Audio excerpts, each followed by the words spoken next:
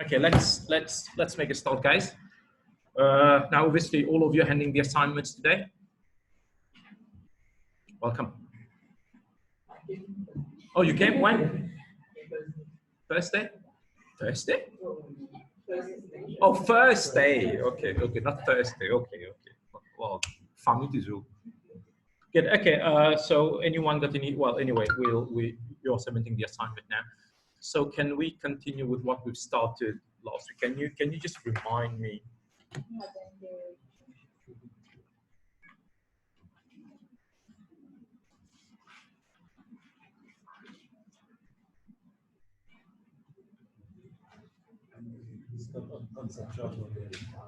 Yes. Okay.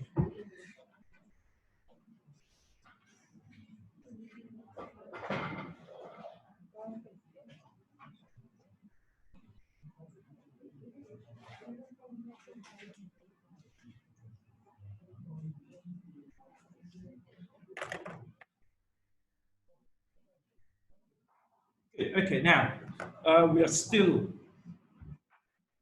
I think we'll spend today's lecture on looking at the implication of theory for your research as well. But obviously, anyone got any question based on what we've covered last week? Anything you want me to clarify? Any issues, any concepts you do not understand, and you want me to go through again? Right. So basically, what we did, yeah, go on. We can merge two concepts together. Concepts or theories? Theories. Yes, of course. But obviously, when you're merging the two theories together, make sure together they are helping you to explain the phenomenon you want to explain in your dissertation. Okay, do not merge two theories just because you think theoretical triangulation is good. Okay, merge two theories if they help you explain the same phenomenon from more than one theoretical perspective. We talked about the concept of triangulation. Do you have any specific things in mind? Probably. For example, you can talk about merging TAM with TPB, but you also have got UTOT, you also have got risk theories, privacy. There's a range of theories you could use. Okay, so but stand guided with the literature. I've sent you my slides. Yeah, if you look at my slide, I emphasize in most of the slides that you need to stand guided with the literature. So the literature should advise you whether combining the theories would make your research comprehensive enough. Yep.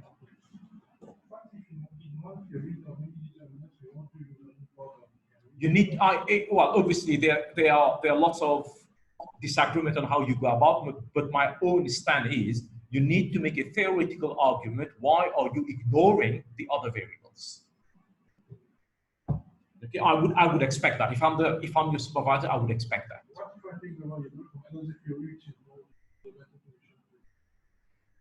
Yeah, I mean, whichever variable you're using from whichever theories, if you're saying, let's say, for example, theory of planned behavior, you're using only attitude and subjective norms, I would expect you to be able to at least say, why are you not using perceived behavioral control? Okay, and obviously the question you are asking is what basically you do in your literature review, which is chapter 2. In your chapter 2, your reader should have answers to all the questions you're posing at the moment. Right? So if someone is reading your chapter 2 and still confused, why did you use the theory? Why did you borrow variables? You didn't make use of the theory fully. It means that something is missing in your dissertation. It means that something is missing in your dissertation. Did I? Anyway, what I can do later on, I can show you how probably this looks like in an actual literature review. Okay, and but obviously the purpose of a literature review, if you ask me another name for your chapter 2, it's the theoretical foundation. So your job there is to answer the questions you've just asked me. Any other questions? Anyone? Sure. No, go on. I'm not really sure I'm making some references. For example, if I read a study of 2019, referring to the study of 1965, most of the time I can't get all of the study of 1965. Okay, let me answer the question as diplomatically as possible.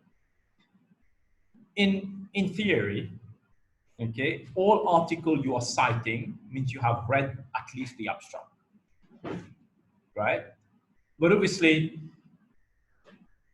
at least get hold of what's there. Not even the full article, but at least some abstract. And then you can confidently say, okay, I've read this article. I know that the argument of the article is making me sound. Okay, but what happens very often, and I know that because very often I review papers from those researchers who cited me. They've cited a lot of my work, so the editor will send the paper to me. And what happens very often, they say something I never said in my research. And then I'll obviously refer back to them and say, Nunkoo never said that. Obviously, they don't know it's me who's actually reviewing the research.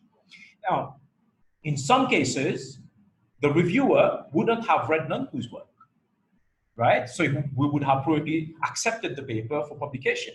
And then you read the paper that cited my work. You miscite, basically. You miscite, and the chain continues. So my advice is try to get hold of as many papers as you can. At least know the content. At least know the content. Because you would have a 10% that the paper has been miscited. And the arguments are not what the original arguments were. It becomes a distorted argument. Good. Okay. So, if you remember, we said you have a research question, right? And I would expect the research question to be grounded in theory. Agreed? I would expect then, now, obviously when you are designing the research question in line with the theory, make sure you check on the domain. Make sure you check on the domain. What's the domain if you remember? What's the domain? The exact setting or circumstances where the theory would apply. Because it may be that you develop a research question, but the theory is not suitable to answer the research question. For example, technology acceptance model can only be used if you are looking at the acceptance of any technology. It cannot be used to study non-technological behavior, for example. Theory of planned behavior can only be used in the context of planned behaviors. It cannot be used, you mentioned a couple of behaviors last time, anger. Okay, it cannot be used to study anger because anger is not a planned behavior, is it? So this is what I mean by the domain. Again, stand guided by the literature. Stand guided by the literature. Right, so a theory comprises of variables. I think this is where we reached. Sorry, and the variables are connected in the form of, this is where we've reached, I think. Have I given you that? I think I gave you that last week. That again? Yeah. Okay, so I gave you which model have I been using? What's that? Do you remember? Mobile marketing. Yeah, we took the example of mobile marketing. We said if you want to investigate acceptance of mobile marketing, you can actually say attitude towards mobile marketing would influence acceptance. Agree? Okay. If you're using TPB, you would say subjective norms and perceived behavioral control. You can also add term perceived ease of use and perceived usefulness.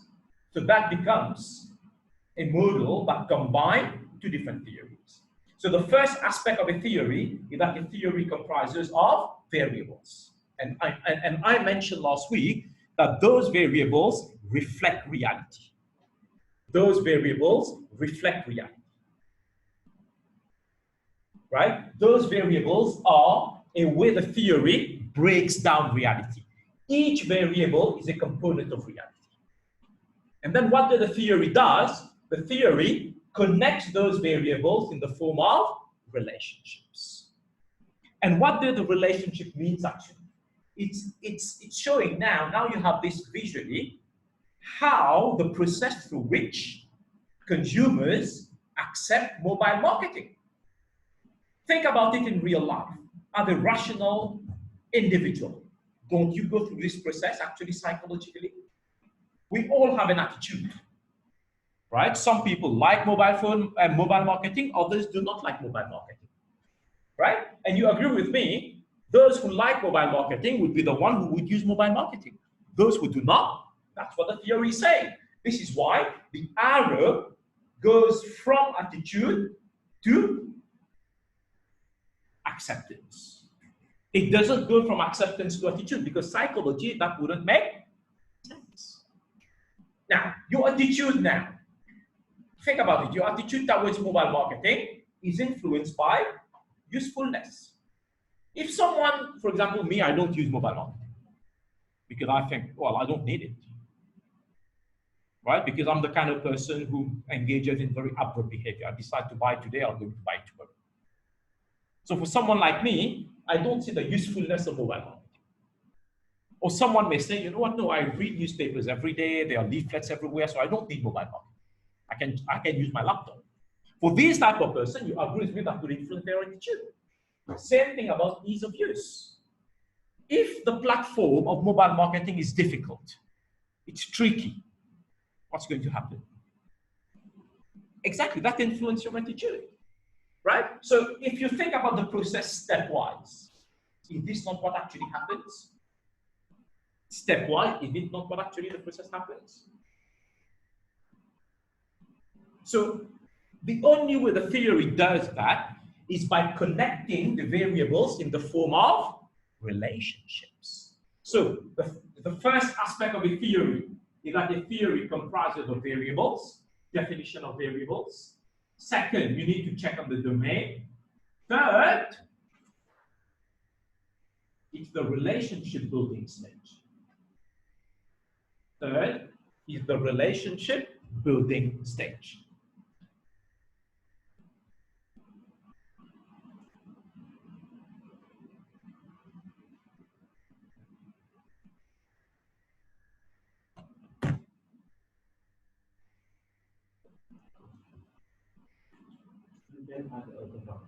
Yes. Yes. In fact, so obviously now the reason you've asked me this question, because you know when you talk about technology, trust matters. Privacy concerns matters. Right? So yes, you can say why you've used two different theories in an online context, in a technology context, online matters.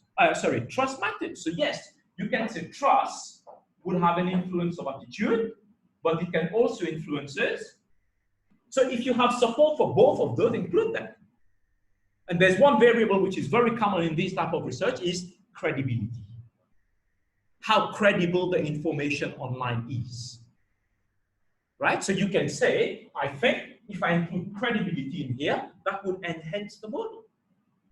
So you can keep on building relationships as long as together they are telling you a coherent story. As long as together there's a flow of idea that's going on.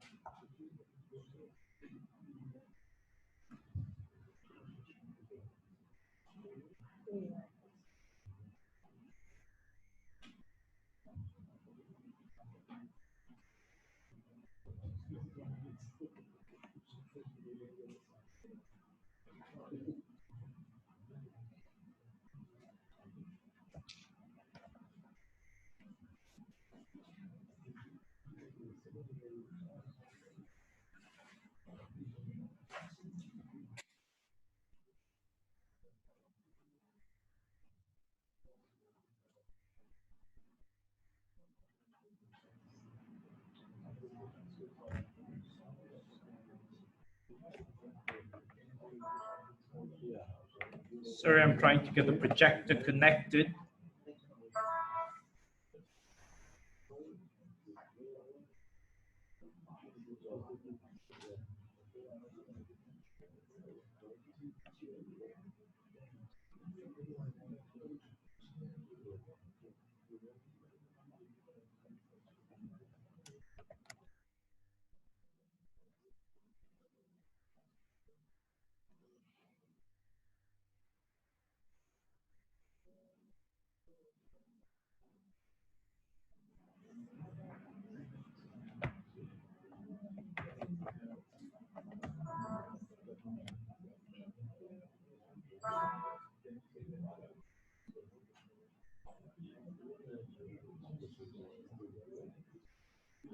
Sorry, guys, this projector thing is not working.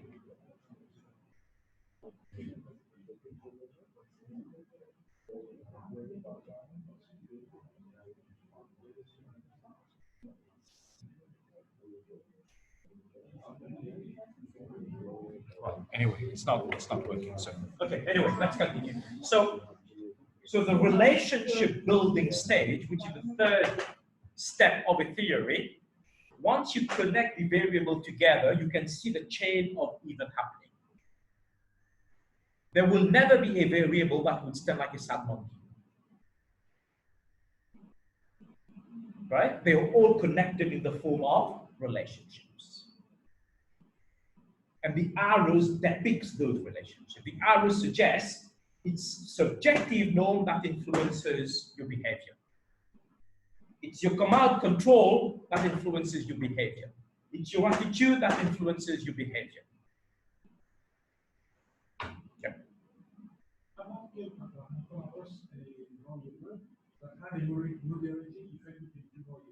Yes.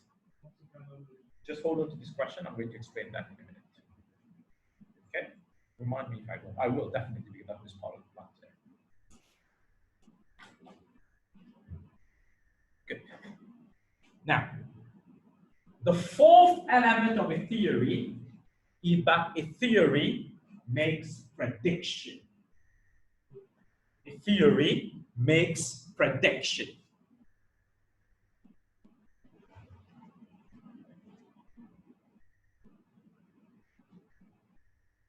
A theory makes prediction. So what are you trying to predict in here?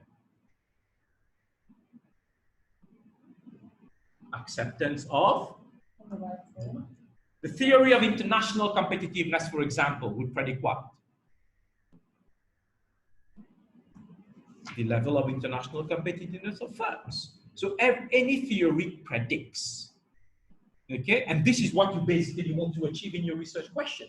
You want to understand acceptance of mobile banking among consumers. So you are in a way predicting mobile banking among consumers. So you need to decide what the theory predicts. Is it what you want to predict in your research? That's what you need to decide. Now, let's talk a little bit more about prediction. And then I'll come to your moderating variable. Can I get rid of that?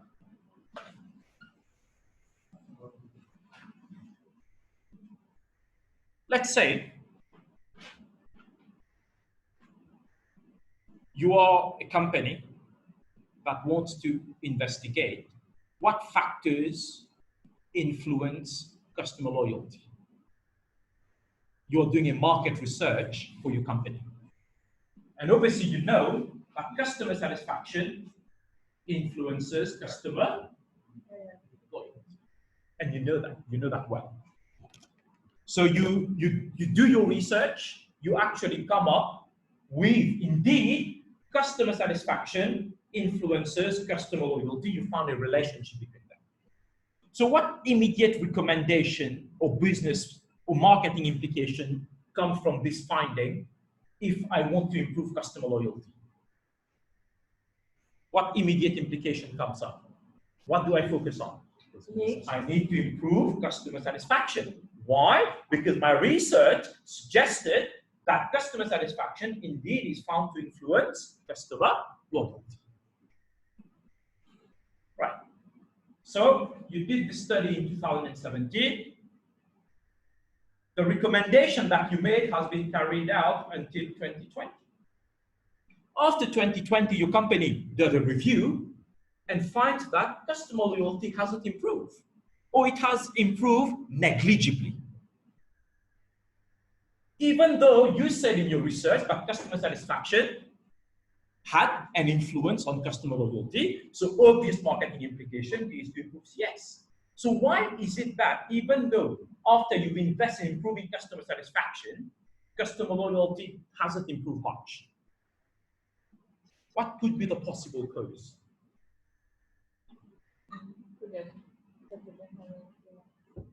No, let's assume everything else is, let's make an economic assumption. Everything else remains constant. That's what economists do. Everything else, and I'm an economist by training, so let's assume. What could have happened?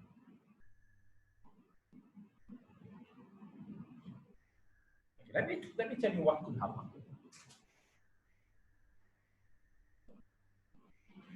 If you are able, if a researcher is able to predict customer loyalty fully, right? Now that element of prediction, what are we trying to predict in here?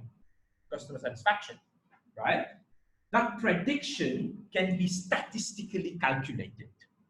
You can quantify, and it's quantified by using the concept known as explained variance. Explained variance. Right? And that's measured by the R square value. So the R square value explain or help you to understand how much of customer loyalty have you been able to predict. If you are able to predict customer loyalty fully, you have an R square of 1. And R square of 1 is always, well, the expected percentage. It means that you've been able to explain that 100%. Am I making sense? You've been able to explain that 100%.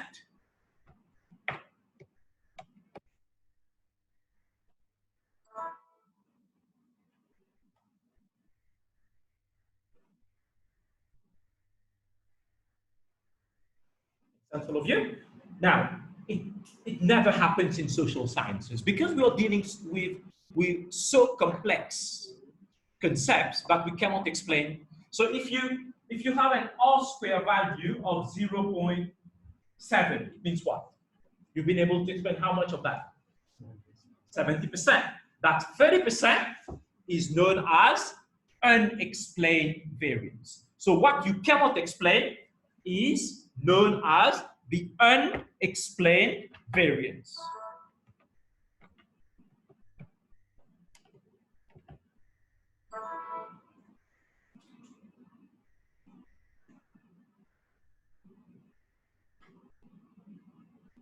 Make sense, all of you? Now, in fact, when you are looking at the amount of prediction you've made in customer loyalty, you're trying to predict customer loyalty from what? From customer satisfaction. So the reason why marketing strategies aiming to increase customer satisfaction may not have been effective is because you have been able to predict only a very low proportion of variance. Let's say you come up with 0.02. It means what? How much have you been able to predict? 2%. What's your unexplained variance? 98%. So which means that practically you haven't been able to explain nothing. This is why, even though you actually statistically provide evidence that customer satisfaction influences customer loyalty, you have been able to explain only 2% of the variance, which means what? Where is the 98% gone? Again? Unexplained variance from where? Why do you have so high and this is not acceptable. This is not acceptable. So why do you have such a high unexplained variance? What's explaining customer loyalty? Customers. So why do you think you may have an unexplained variance of 98%? Where is the 98% gone? Then again? The prediction was Why? You haven't got the right people. No. The variable is right, but you have missed many other important variables. You have missed many other important determinants of customer loyalty. Am I making sense?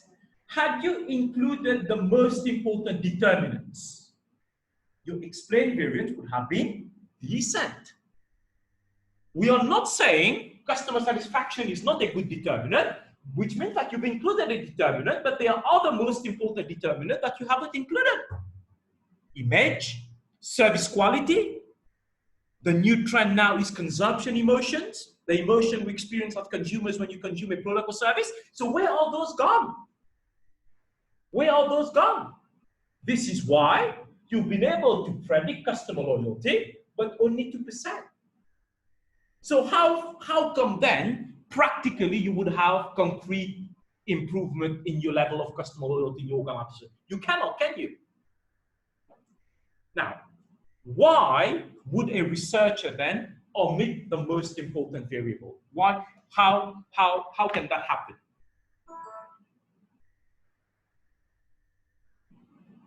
Because they have not included the most important variables. And where did the most important variable come from? From the literature. Which aspect of the literature? The theoretical foundation. So even in the most practical sense, theory have got direct business implications. This is why, but if you read the literature, you will find that customer satisfaction is not the only determinant of customer satisfaction, is not the only determinant of customer loyalty. There are other important variables that you cannot omit when you're doing a study. If you're doing a study on technology acceptance, there are some things that you shouldn't omit. And how would you know that? Because you would see the variables have been used in most of the papers you are reading. So that becomes the theoretical foundation. So the only reason why you have a very poor variance, or the most important one, is because theoretically your model is weak. Theoretically, the model is weak.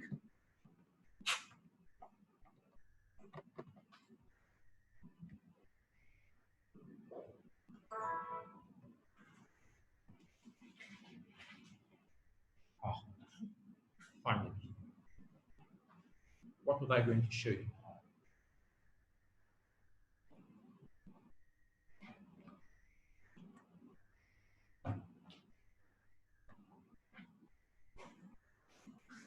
Oh, you can.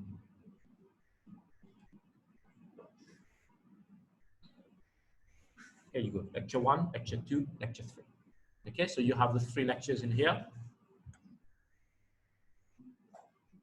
Please find a way of uploading that and let me have a copy of the website if you've been able. So you've got a big responsibility.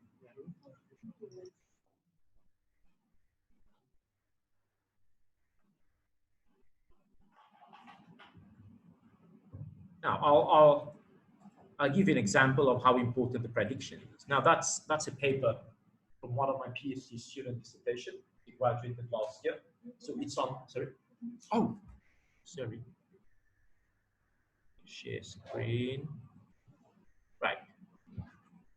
Okay, so it looks at e-filing behaviors. So what are the factors that would encourage people to use e-filing? So we tested the model, and you can see my you can see my relationships now. You understand what those relationship implies?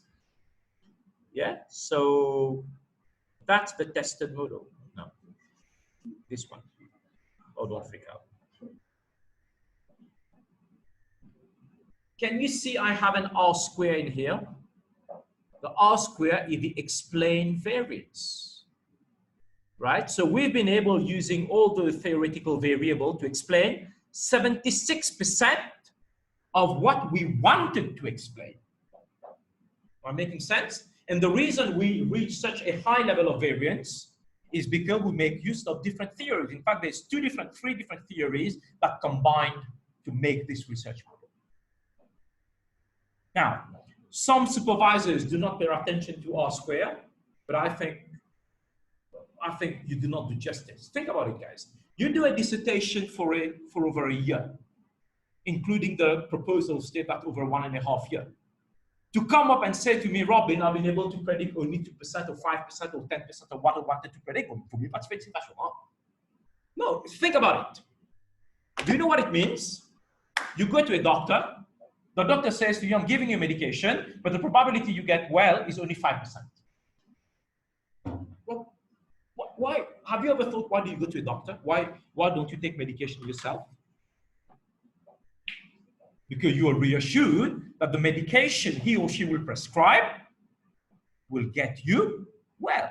We see that in medical science because it's a question of life and death. Of course, if you go to a doctor, the doctor says, in the same language. Agree. So that's what we do in here as well. You are doing a research, right? And then saying to me at the end of the day, Robin, I've done the research. I said, wow, you indeed found customer satisfaction to influence customer loyalty.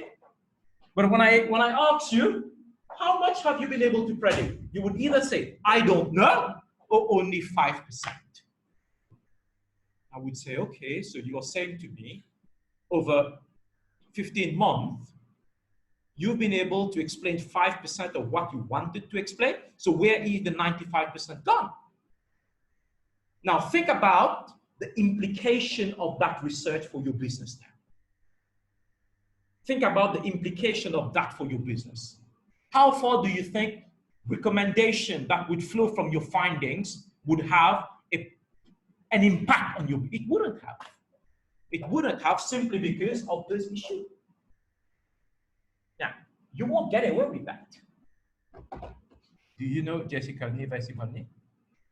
You do, right? No, you don't? Okay. You reap what you sow. When do you think you'll be able to get these results? When after you've collected your data, which is going to be probably 1 month before your dissertation deadline. I'm talking about next semester. You do the research and everything, you collected data, you spend 5 months collecting data, right? You spend 1 month analyzing the data, and then you realize I've been able to explain only 10%. What do you do then? What do you do then? Right? So why did I say you reap what you sow? What are you sowing? The theory. If the theory is weak, you will reap the result of a very weak theory. And it's going to be too late.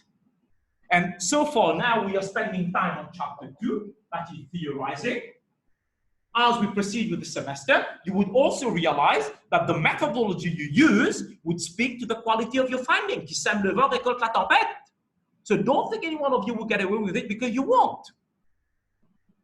At some point in time, you will have to face the consequences of your action. And that point in time will be too late to do a rectification, because you've already collected the data. If the theoretical foundation is weak, it will reflect on your result.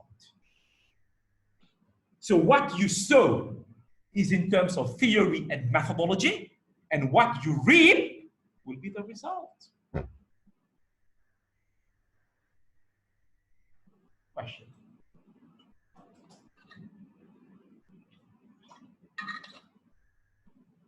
Can they still hear me when I'm sharing screen? Oh, okay, that's fine then. Good. Now, how much variance are you expected to predict? In medical science, it's quite high because we deal with life and death of people. But in social science, because we socially construct societies, we socially construct people, we are not the life and death situation. But you can see life and death in terms of business policies, right? Now, obviously there's lots of disagreement on that, but I wrote a paper making a case about explain variance.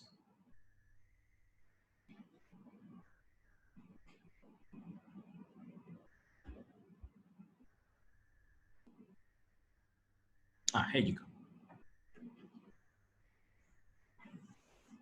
Am I still sharing this? Yes, I am. Now, I did provide a discussion on, here you go, and hear the discussion. What I explained in this paper, the R square provides an indication, and obviously it's an indication of how much you've been able to predict, okay? So generally, R square values of 0.75, 0.50, and 0.25 for the endogenous is your dependent variable, the variable you're trying to predict, are considered high, moderate, and weak respectively. And this is what have actually happened. You know what I did in this study? I reviewed around 200 published studies in top journals that have actually used structural equation modeling, which is one of the most advanced statistical tests, to check whether they are using the technique rightly. And guess what? My results indicate that many of those papers did not report the R square value. Why do you think they may have chosen not to report it? Exactly. And they get away with it. And this is same problem in the field of marketing, sociology, psychology. And I've mentioned it in here. Researchers have expressed concerns over incomplete reporting of R square values. Let's not go into disturbance. So what I did recommend in this research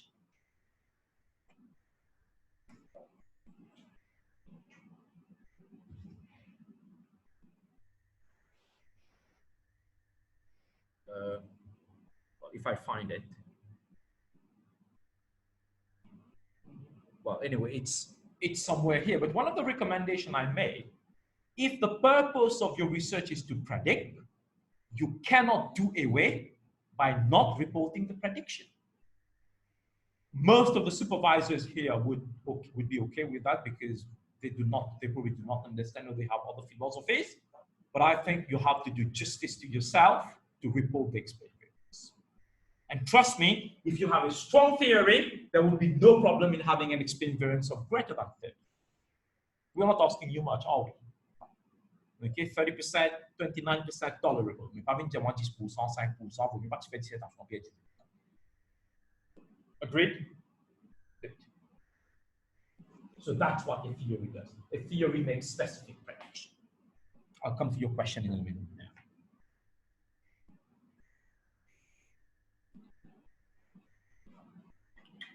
Good.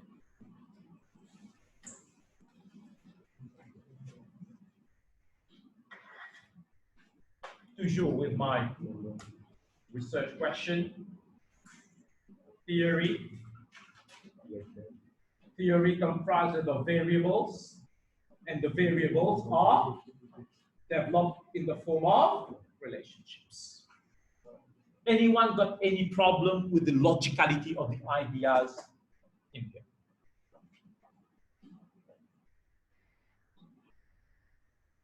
Can you see the flow? Sure.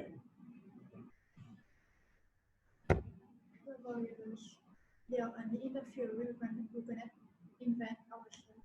No, don't invent. Don't invent. No.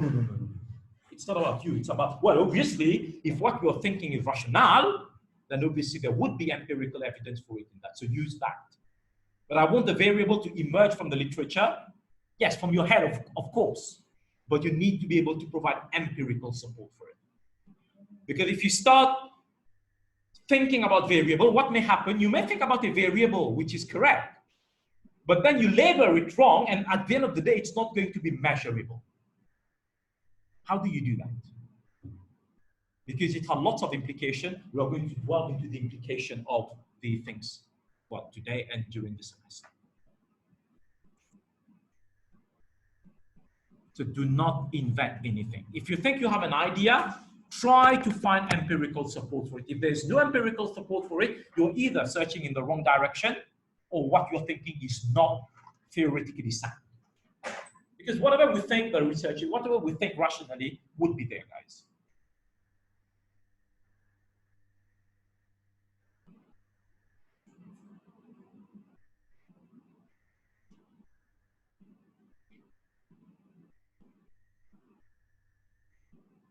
Now, this is chapter 1, and this is what you argue in chapter 2. When I said to you the literature review, the literature review is to provide the theoretical foundation of your research. So the theoretical foundation of your research is basically convince me that the theory you're using makes sense, what you would define the theory, looks at its evolution, etc. You would talk to me about the variables, and then you would build up your relationships. That's chapter 2. Now, have we done the research yet? No. No. We've made big promises in here. The promises are, this is what I'm going to do, this is the relationships that I've developed. Have you done the research yet? No. What comes next now? Why have you developed relationships? What's the logic of developing relationships? What's the logic of developing relationships?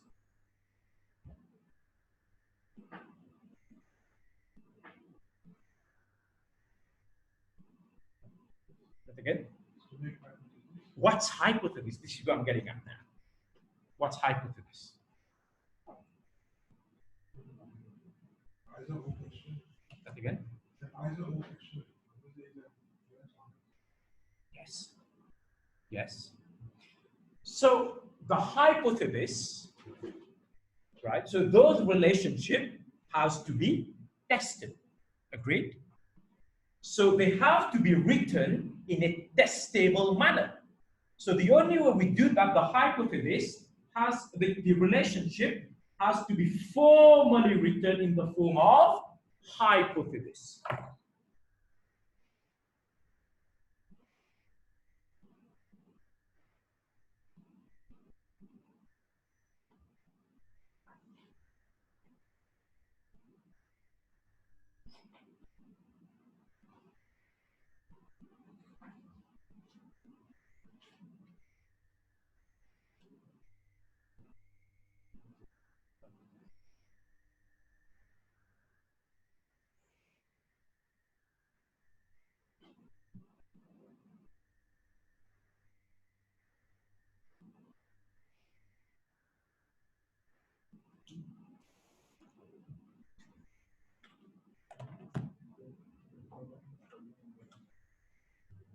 Makes sense, all of you? Now, what's a hypothesis?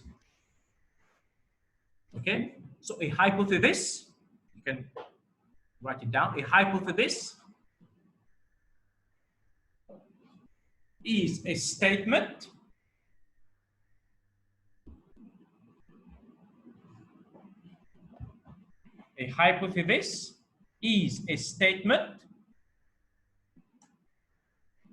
that expresses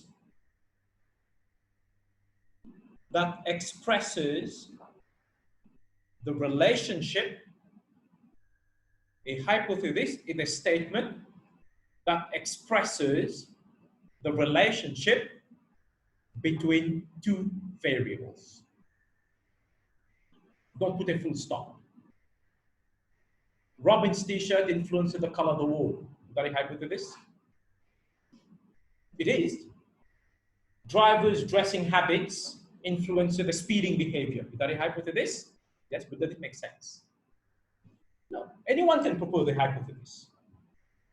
You know, the hypothesis can be your height influences his weight, which obviously doesn't make sense, right? So can we add to that based on a certain theoretical expectation? Based on a certain theoretical expectation. Based on a certain theoretical expectation.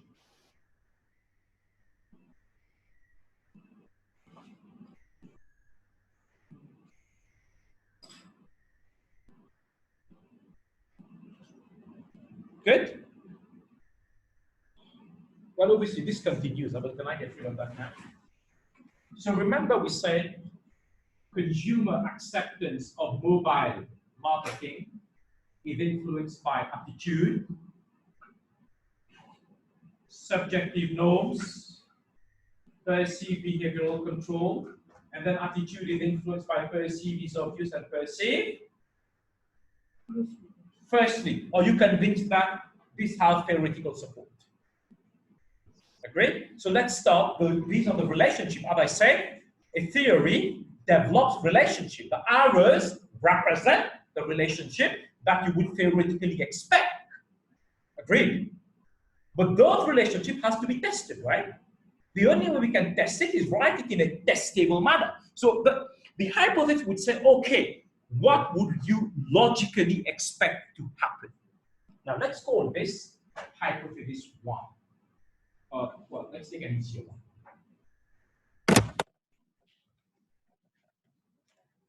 Let's call this hypothesis 1. Hypothesis 1. Anyone can be, I'm just taking it. Now, think about you've got two variables, attitude and consumer acceptance of mobile marketing. The more positive your attitude is, what's happening to the likelihood of you accepting mobile marketing? Increases. Right?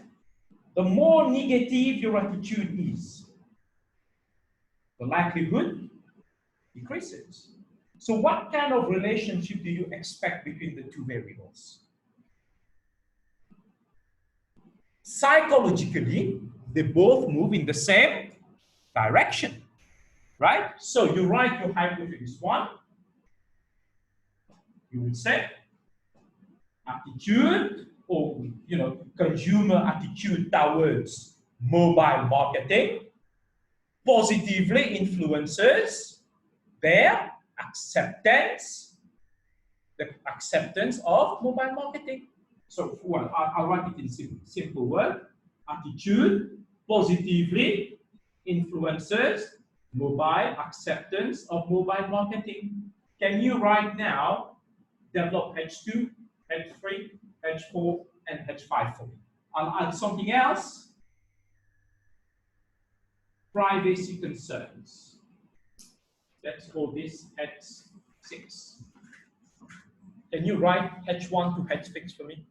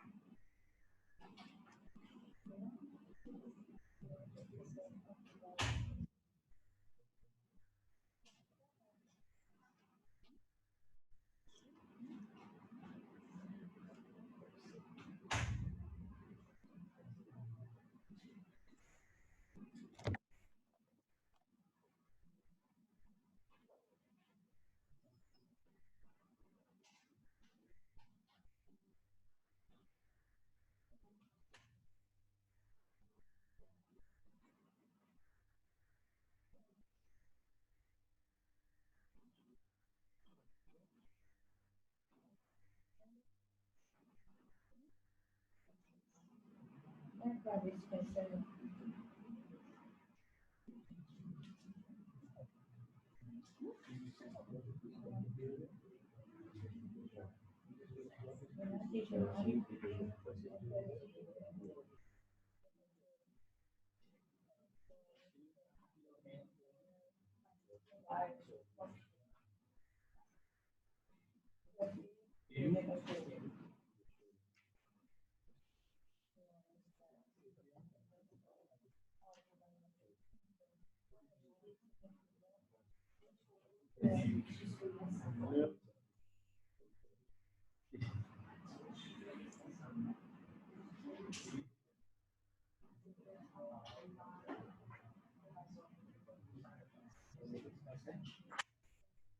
Subjective knowledge, you'll be able to.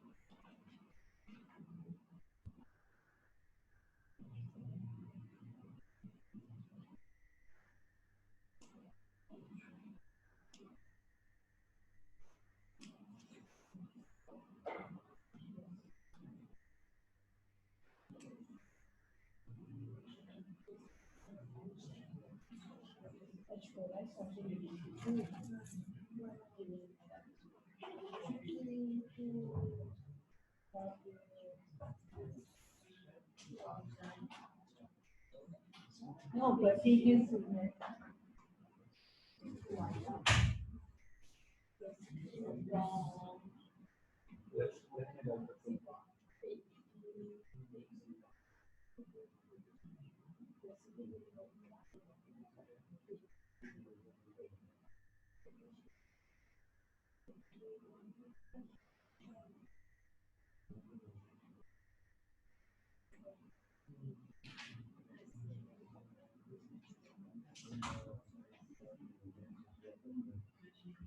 Right, question?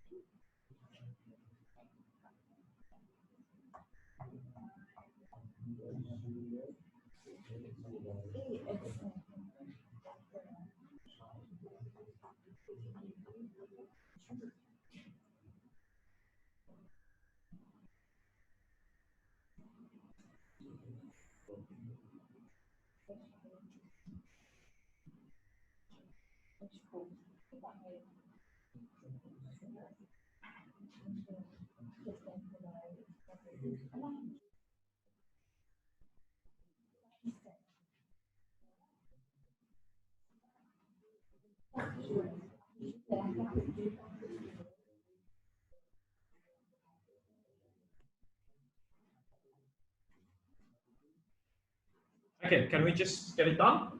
Which one? So attitude. Now, obviously, once you develop this hypothesis, well, you know, have you read about TAM? Have you read about TPP? Right? Okay. So attitude positively influences consumer acceptance of mobile marketing. Agree? Perceived behavioral control. Yes, of course. The more they have control over their behavior pertaining to mobile, the more they are likely to use, the less likely they're going to accept. Oh, so it's positive. So you would say perceived behavioral control, or consumers perceive behavioral control over mobile marketing will positively or positively influences consumer acceptance of mobile marketing. And three, subjective norms. Think about it. The more, if you are among a group of students here, they all use mobile marketing. And if you are part of that group, are you encouraged to use or discouraged to use? We took the example of drugs last time. If all of you took drug and this poor guy were the only decent guy among you, subjective to peer pressure, right? But of course, if you were the only guy who takes drug, but you do not, probably you would have encouraged him to stop. So peer pressure. Subjective norms positively influences consumer acceptance of mobile marketing. I told you this 4. Perceive usefulness. Perceive usefulness. How useful you find mobile marketing. Yes, of course, yes. So how would you write it? Perceive usefulness, positively or negatively? Positively, because the more you find it useful, the more positive you will be your attitude. The less you find it useful, the less positive will be your attitude. Ease of use, same thing, positive or negative? Positive. Privacy concerns, negative. So you got my point. Why would privacy concern be negative? Because the more you are concerned about privacy issues online, the less likely you are going to use mobile marketing. Sometimes it may ask you to log in through your Facebook and all this kind of stuff with a password to it, blah, blah, blah. Right? Now, look at the hypothesis. Can you tell me anything that you think, have I told you something new? No, you knew that already. But what we've done in here, we have provided a conceptual basis for that. Now you go to your supervisor says to you, I don't believe in this hypothesis. What would you say to him or her? I don't care. Whether you believe or not, my hypothesis have a strong theoretical support. Well, obviously, you won't say that, but you will say that to yourself. Of course. No, I mean, some supervisors say, oh, yeah, it depends on the supervisor. I like students to tell me when I'm wrong because it's your topic. You should tell me whether you are doing the right thing or not. Right? So the hypothesis then is a way for you to formally write those relationships. To formally write those relationships. Is there any logical sense in those hypotheses? And basically, these are the hypotheses that the literature says should be tested. So obviously, whether it's going to be positive or negative is a theoretical decision you make. And you will realize the theoretical decision is actually how I would have reacted as an individual anyway. If this comes back to my point, theory equals reality. Whatever we think, what I've just done in here, what you did with me, is we have conceptualized the way we think in the context of mobile phone acceptance, in the context of mobile marketing acceptance.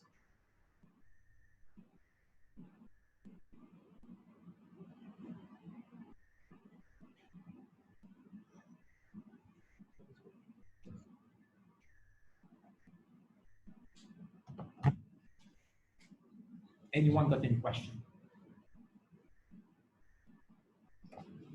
Now,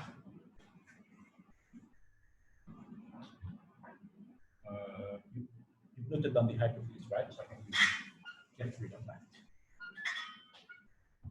Now you will realize, let's say, attitude influences consumer acceptance of mobile marketing. In every hypothesis, you have a dependent variable and an independent variable. Which one is your DV? Which one is your IV? What's your dependent? Which one is your independent? Again? This is dependent because acceptance depends on your attitude. So that's my DV, and obviously that's my IV because that's my IV because it's independent, it's not affected by anything. So you have an IV and a DV. So you will realize now the model that we drew earlier on contains IVs and DVs. Contains IVs and DVs.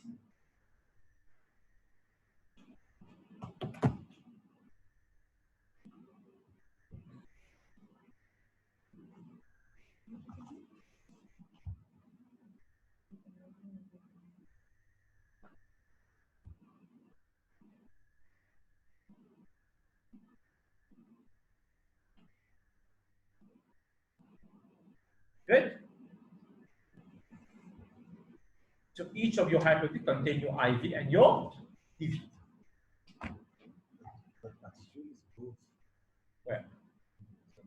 Oh, I'm coming to that in a minute. That's the question that you asked.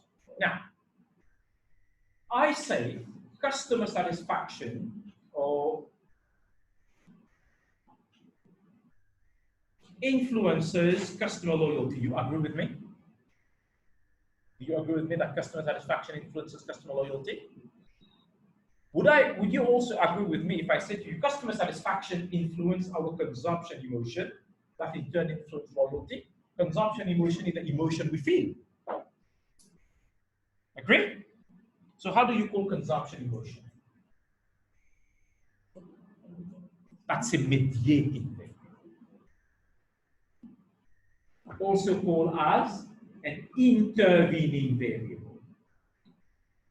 So what's mediating variable? Now you are saying that customer satisfaction influences customer loyalty. No problem with that. But do you think in real life, everything, think about human behavior. Is it as simple as direct relationships?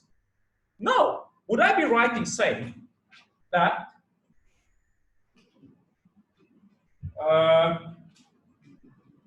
let me try to make sense of what I'm saying.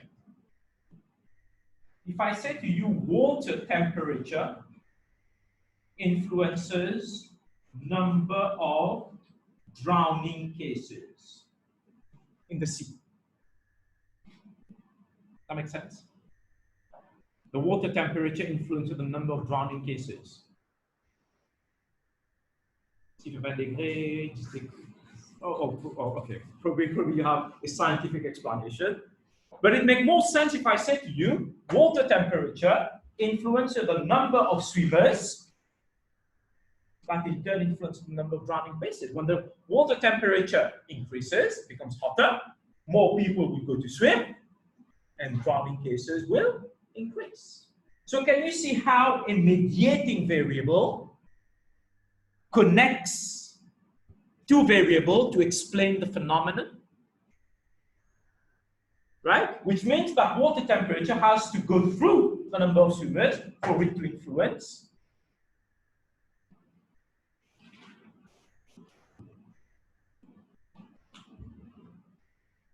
Would I be right in saying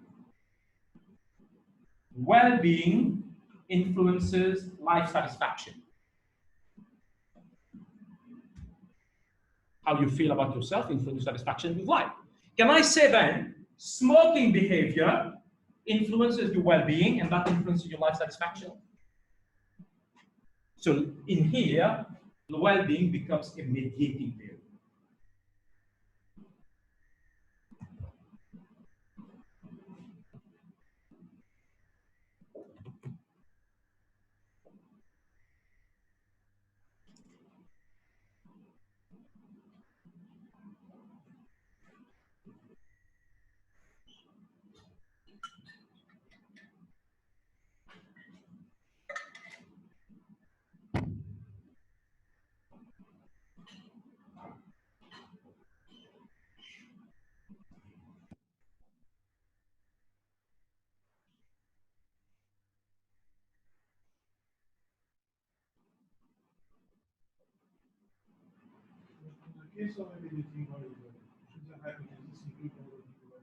No, you can have, let me show you a paper that we did on mediation analysis. What I was going to show you, a paper we did on mediation analysis. Where are you?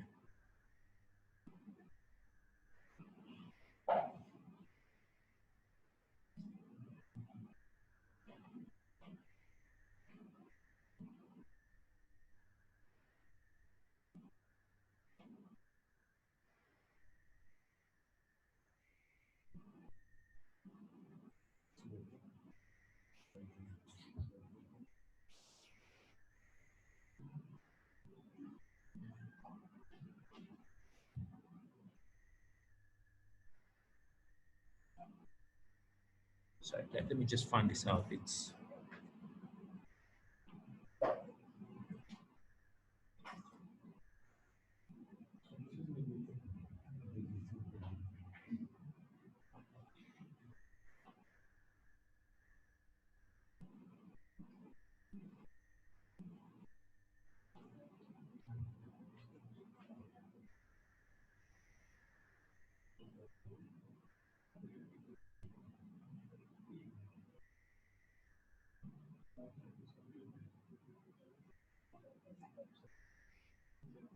Here you go.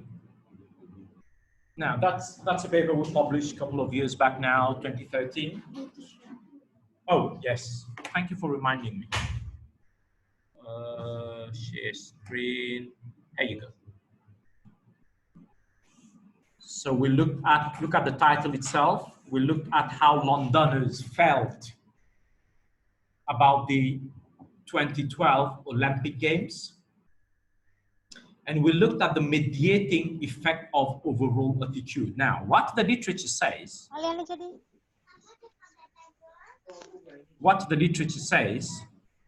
can you see my model? So here's my mediating variable. Mediating variable is overall attitude. So what we are saying, so what the literature says, in fact, your support for London Olympic depends on how far you feel about the impacts. So we've got in here the range of impacts, how people feel about the positive social cultural impact, negative social cultural, positive environmental. So these are the impacts. But think about it, guys, psychologically. Do you judge something based individually, or you form an overall attitude? You form an overall attitude. So what we are saying is that those impacts create an overall attitude, and it is that overall attitude that influence support. So basically we are saying those 6 variables influence support via overall attitude. So look at our hypothesis. So we had those positive and negative, blah, blah, blah, which I've just explained. And then look at I've got another hypothesis, which is implicit to the model. There is an indirect relationship between the positive and negative social cultural impact and overall attitude, mediated by, when you are saying X influences Y, that's a direct relationship. When you are saying X influences Z through Y, then X indirectly influences Z through Y. So I've got a hypothesis uniquely for my mediating effect. Now, I am not saying you should test for mediating effect, but it makes your study more interesting. Now, statistically, it's a little bit complex, so make sure when you get your supervisor, he or she have the statistical knowledge of testating mediating effects. Right?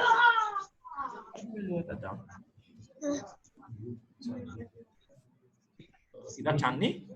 Oh, okay, you know that well, huh?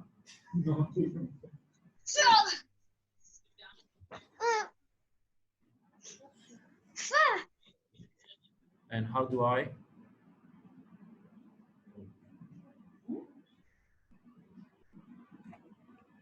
That's it, right? Good. Question so far?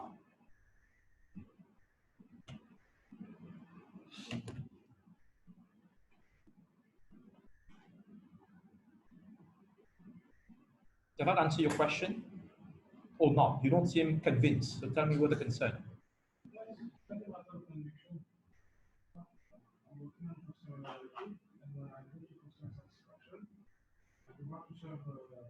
Serve call? Yeah.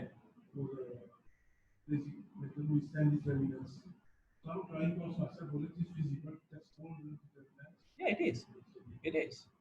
It is. We haven't looked at the methodological implication of your research yet. I'm still focusing on theory yet. Yeah, it is. But remember, cervical is outdated. Okay, there are new models that have been developed. Okay, so it depends on the sector. Okay, there are new models. We just developed one for the higher education sector, service quality. So and the basic idea is cervical is too generic. Okay, and it cannot be applied to all the sectors. So anyway, these are theoretical arguments that become. But anyone got any problem with mediating effect? Now, do you think male and female consumers experience satisfaction and loyalty the same way? Do you think if a male is satisfied, it means that a female would be satisfied? No, of course not. They are difficult to satisfy them, right? Not in the way you are thinking. in a very retail context. Yeah. So if I say to you, I'm testing, I've done a sample of 500 respondents. Out of them, 250 are male, 250 are female. Customer satisfaction and customer loyalty. Using the 500, actually find a relationship. But do you think the relationship would have been different for male and female? One could have been stronger or one could have been weaker. So I can introduce then gender in here. So what gender means? Gender becomes a moderating variable. Gender becomes a moderating variable. It's moderating the relationship. You're basically saying that relationship, the strength of the relationship will be influenced whether the person is a male or female.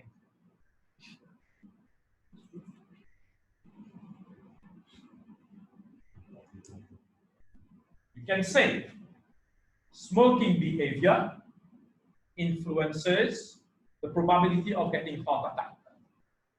But that might also be influenced depending on how stressed the person is. You would expect that for persons who are highly stressed, the relationship would be stronger or weaker? Stronger. Person who are less stressed, probably the relationship would be weaker. But whether you have mediating or moderating variable, you need to have a theoretical argument for it. And to read more about mediating and moderating, read the paper by Barron and Kenny, published in 1986. Barron and Kenny talk about the statistical and theoretical implication of mediation and moderation analysis.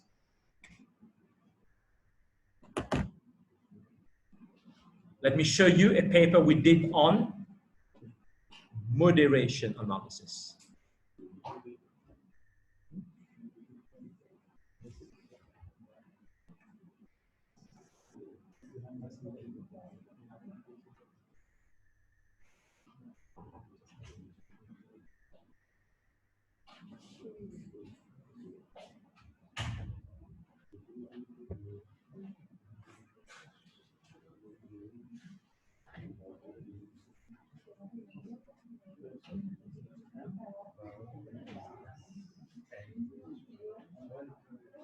Okay, that's a paper we've just published. Okay, it looks at service quality and customer satisfaction. We looked at the moderating effect of hotel star rating. Now, the argument is simple. Do you agree with me? The relationship between service quality and customer satisfaction depends a lot on the type of hotel we are talking about, whether it's 1-star, 2-star, 3-star, 4-star. Yes. So this is our research model. Can you see our research model? So we've got, these are the 10 dimensions of service quality: accommodation, infrastructure, attitude and behavior of employees, etc. So it influences customer satisfaction. We are saying that that relationship depends on the star rating of the hotel: 1-star, 2-star, 3-star, 4-star, and 5-star. So what argument do we give? Think about it, guys. As a consumer, what you expect from a 1-star hotel is completely different to what you would have expected from a 5-star hotel.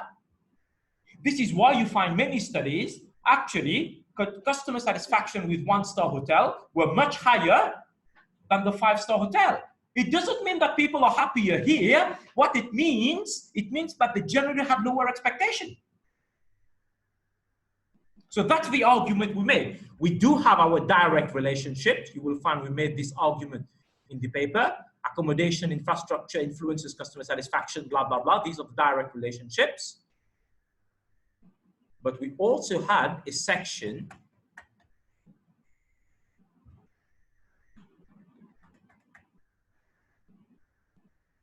where I've made a theoretical argument of the moderating effect of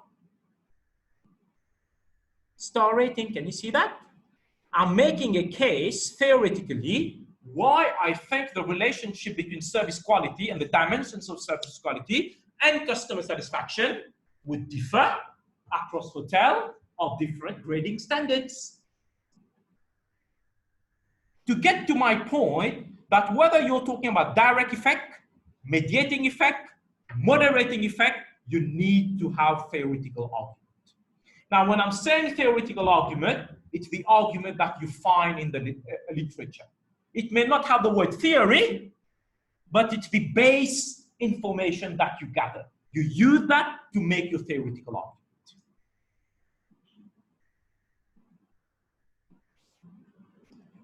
I can give you another example.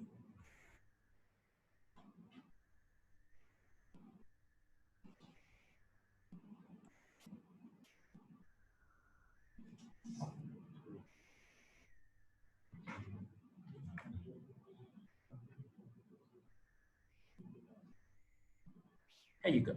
That's a paper we published a couple of years back on South Korea. We looked at the moderating effect of social capital. And here is our diagram.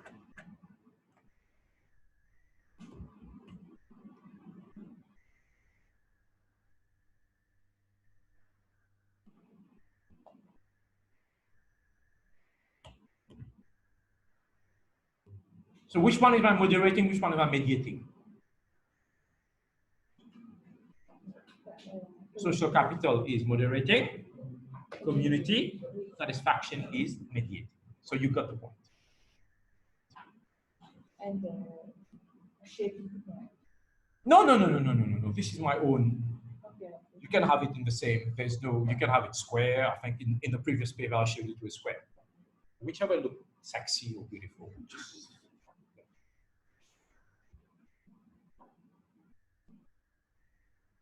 Question? Now, so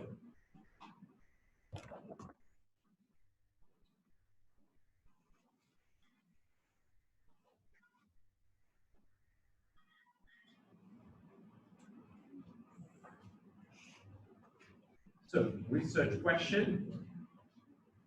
Theory comprises of variables. Variables are developed in the form of relationships, agreed? And the relationships are formally written in the form of hypotheses. We've just added this spell now. We've just added this spell.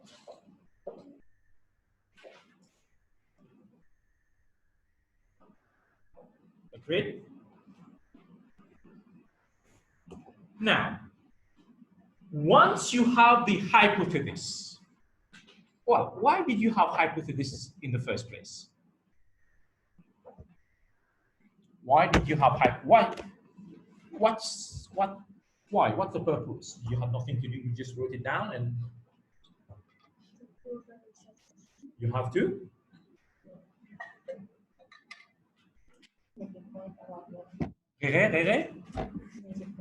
You make a point about what you would theoretically expect. Yes, and how do you make that point? Yeah, you've already done that. You've broken packets now. Now what next? What do you do with this hypothesis? You admire them, they admire you. What do you do? They have to be tested. Right? They have to be tested. Make sense? Now, the hypotheses are born from where? From the theories. You test those hypotheses. You are implicitly testing the theory. You are implicitly testing whether the theory applies in the context of your research or not.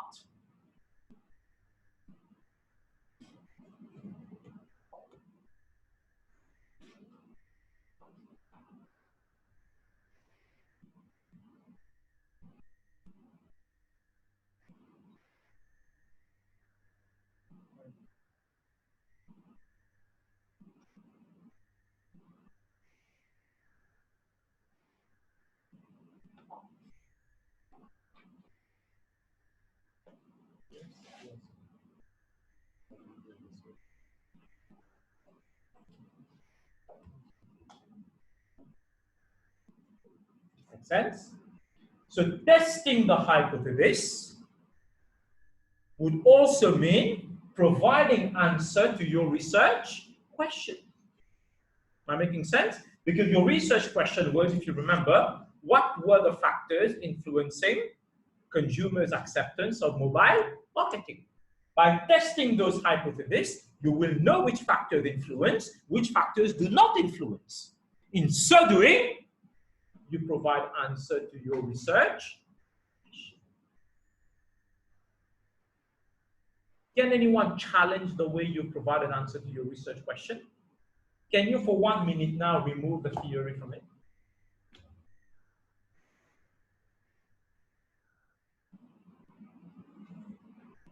What happens? You lose everything. Where do you start? Which factor do you include?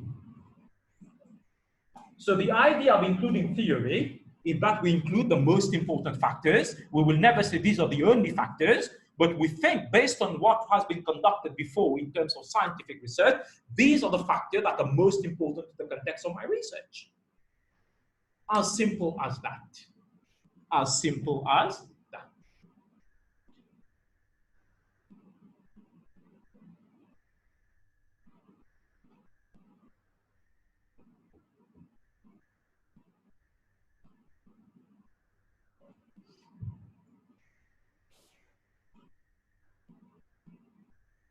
Now, so you said to me that the hypothesis now have to be tested. So one of the virtue of hypothesis is that you should be able to falsify them. Falsification is what you're gonna do now. Falsification through empirical research. So the hypothesis has to be falsified. The hypothesis has to be falsified. Now, in fact, I would want you to know that for every hypothesis you are trying to test, you are in fact trying to falsify the null hypothesis. So, the hypothesis 1 was attitude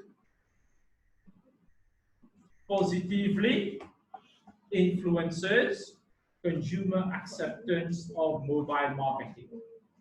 Attitude positively influences consumers' acceptance of mobile marketing.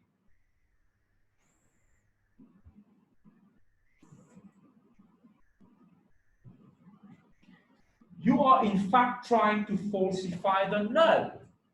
For every hypothesis you propose, in fact, this is known as the alternative. So your H1, H2, H3 is known as the alternative hypothesis. For every alternative, you have a null hypothesis. That's the null, the H naught. The null always states nah, nah, no relationship.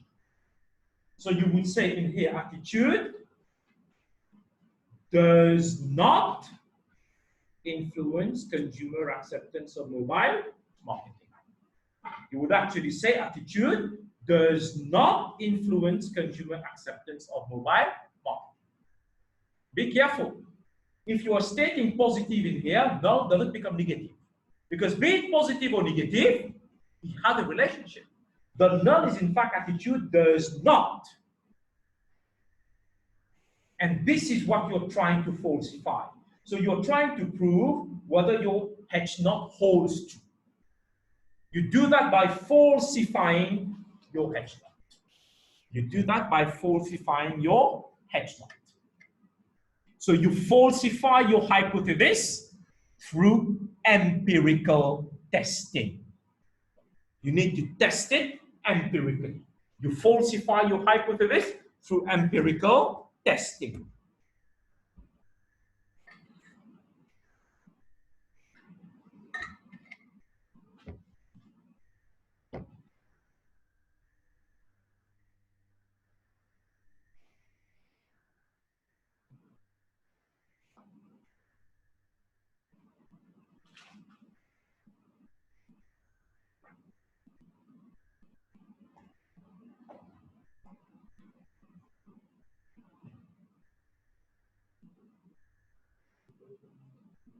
Make sense? Now let me give you a story about falsification. Do you know Karl Popper? Karl Popper is a sociologist. And he explained falsification in science using the example of swans. Swans. So, the common knowledge was all swans are white. That was the common accepted hypothesis. We knew all swans were white at some point in time. So he gave the example of how in the 1800s, an Australian traveler was going through the Australian riverbanks and noticed black swans. And he used that example to say, so using that observation, which is the data, this hypothesis has been falsified. We've been able to show that this hypothesis is not true because there is now, we know the existence of black swans. So we cannot say all swans are black, or all swans are white, because they are black swans. So the idea was, this is what you would theoretically expect in reality, but using observation, you've been able to falsify your hypothesis. You've been able to falsify your hypothesis. Make sense? So this is why, once you have developed your hypothesis, the next step of your research would be to collect data to falsify your hypothesis, or to falsify the H0, to prove whether the H0 is accepted or rejected. What's the two possibilities? If you're rejecting your H0, what are you saying? If you're rejecting, you're basically saying, oh, you've been able to falsify this because your H0 is accepted. If you accept H0, you're basically saying there is no relationship, so I have not been able to falsify the H0, so I have to reject H1. Am I making sense? Now, in your dissertation, if you want to state H0, you state it, but I don't state it. It doesn't mean you shouldn't. If you feel that you need to have H0 for everyone, just do it. But in most of the papers that I have published, I have never used H0. But I need you to know that you're in fact falsifying the H0. Someone asks you, what are you trying to prove? I'm actually trying to prove whether the H0 applies or not. And I would do that by trying to falsify. So falsification is a virtue of empirical science. And this is what you call empiricism. Empiricism. This is what you do empirically. This is what you do empirically. And this brings me, someone asked me about, I'll give you the example of the law of gravity. It cannot be falsified because this is why it has reached the status of the law. Am I making sense? You cannot falsify it. If someone comes to falsify the law of gravity, but that would be another contribution, theoretical contribution that we make. But in here, we are trying to, through these hypotheses, we are trying to test whether the theory applies or not. If it doesn't apply, in most cases, it would apply fully or partially. I have not published any paper where nothing of the theory applies. So what may happen, all your hypotheses will be supported, or some will be supported, others will be rejected. If your hypotheses are rejected, should you worry? Of course not. That's a finding. Remember I gave you the example of how I turn a no finding into a finding? Right? So whether your hypotheses are supported or rejected, you have to explain it. When I explained the research process last week or week before last, we talked about your chapter 5, remember? In your chapter 5, it's a discussion. And it's a discussion of your hypothesis. The discussion implies you need to explain whether it's accepted.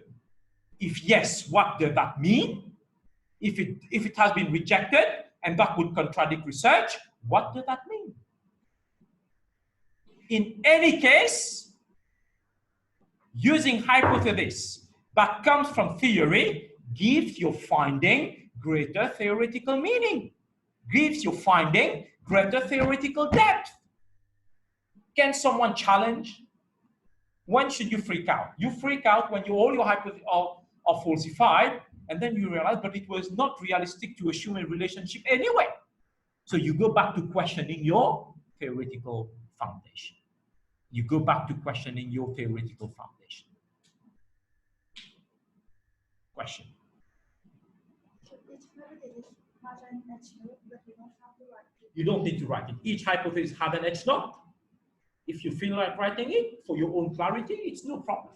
You're welcome to do that. There's no problem. Pumpkin music? Yes, it.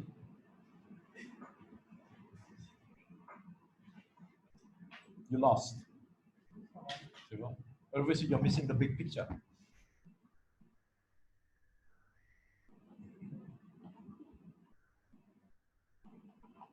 Any question for me?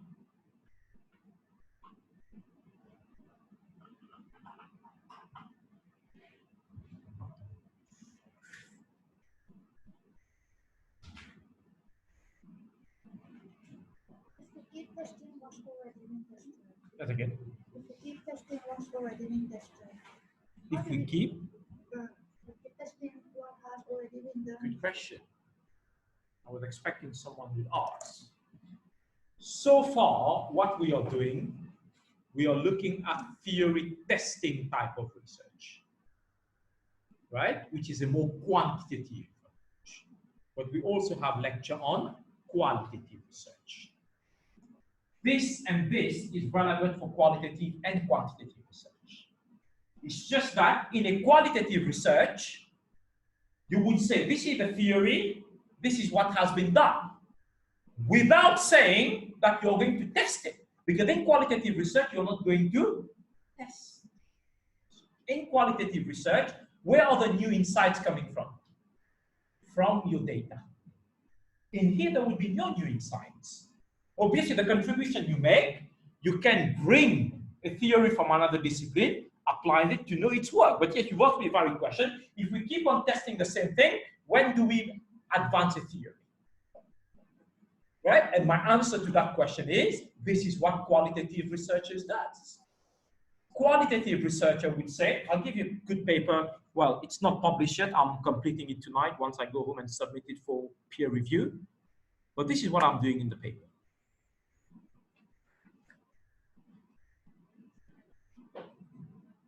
It's on food waste, attitude, behavior, and motivation, household food waste. Oh, yeah, I need to share, yes. Right?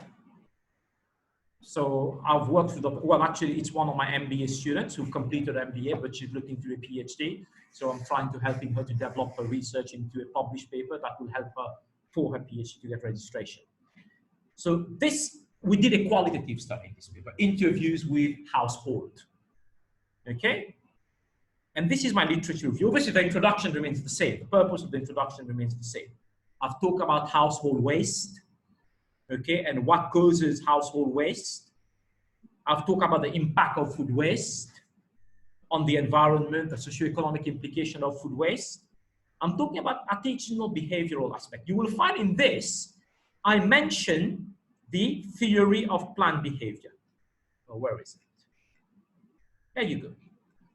I've explained the theory of planned behavior provides some insight as to why people can engage in waste recycling.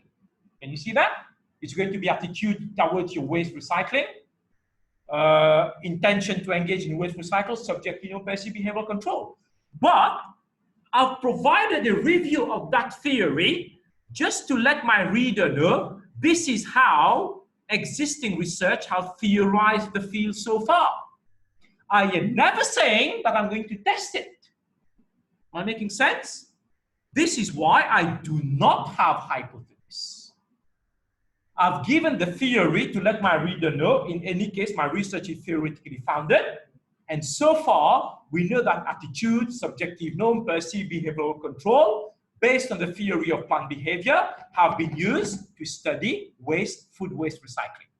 But I've never said that I'm going to test it, so I do not have hypothesis. So this is for a quantitative research. For a qualitative research, you will have the theory without saying this is the purpose. But the purpose is to do what?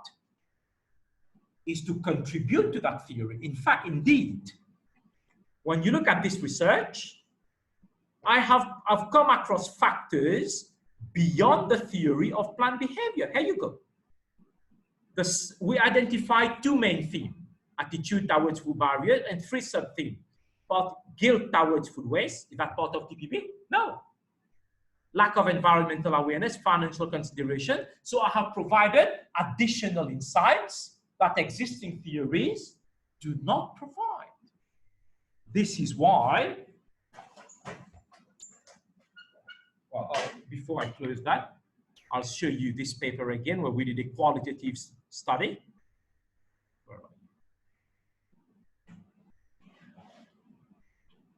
Here you go. Now, in this paper, we collected data from Sweden, and we wanted to look at how do consumers, sharing? No? Stop sharing. It's sharing already. Oh, okay.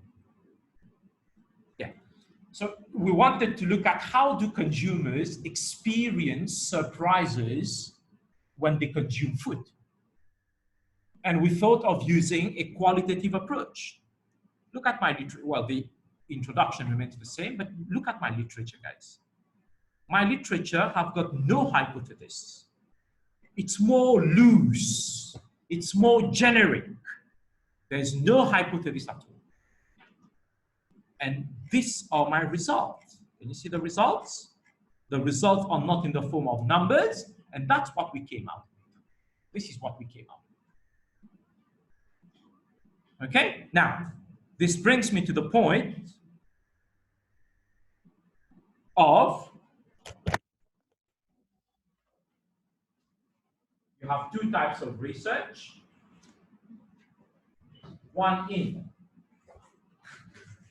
theory testing approach, right? And one is theory generating approach to research. So which one is quantitative, which one is qualitative? Test. As soon as you see test, it's quantity. Theory generating is quantity. This is why this is known as a deductive approach to research, and this one is known as an inductive approach to research. What's a deductive approach? You deduct from a theory and then you test. Why is this called inductive? Because the theory is found in the data. The theory is found in the data. Additional insight is found in the data.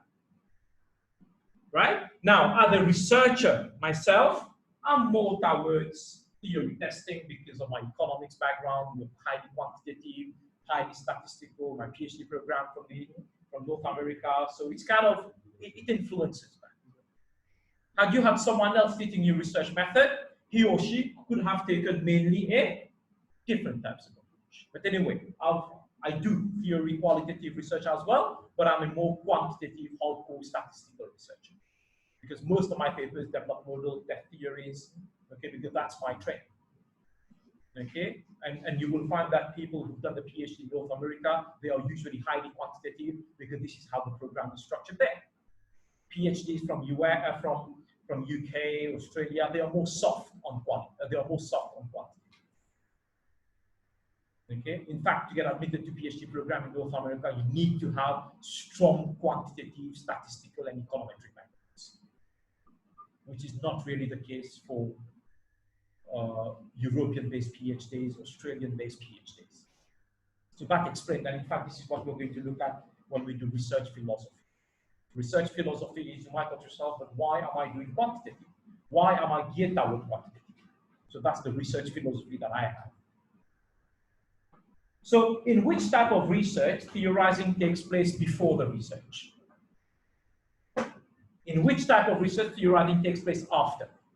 I'll give you a good example. Theory of dividend in finance. Theory of dividend, highly used in all quantitative aspects of finance, comes from a qualitative study. So what qualitative researcher does, qualitative researcher develops new perspective, but obviously, can you assess they would work? No, you can only say, possibly X influences Y. Quantitative researcher would say, I'll take your possibility and see whether it really applies or not. Because quantitatively, I could prove statistically whether X influences Y. A qualitative researcher would say, based on what I have found, it's possible that X influences Y, or it seems to be that these two are linked. As a quantitative researcher, I prove that. And then if I keep on proving it, tested in other contexts, at the end of the day, why do you think people know customer satisfaction influences customer loyalty? Because it's been tested so many times and it's been found to be true. Why do you think the law of gravity is not a law? Because it's been tested and tested, and it's been found it cannot be falsified. It becomes a law. Good? Does that answer your question?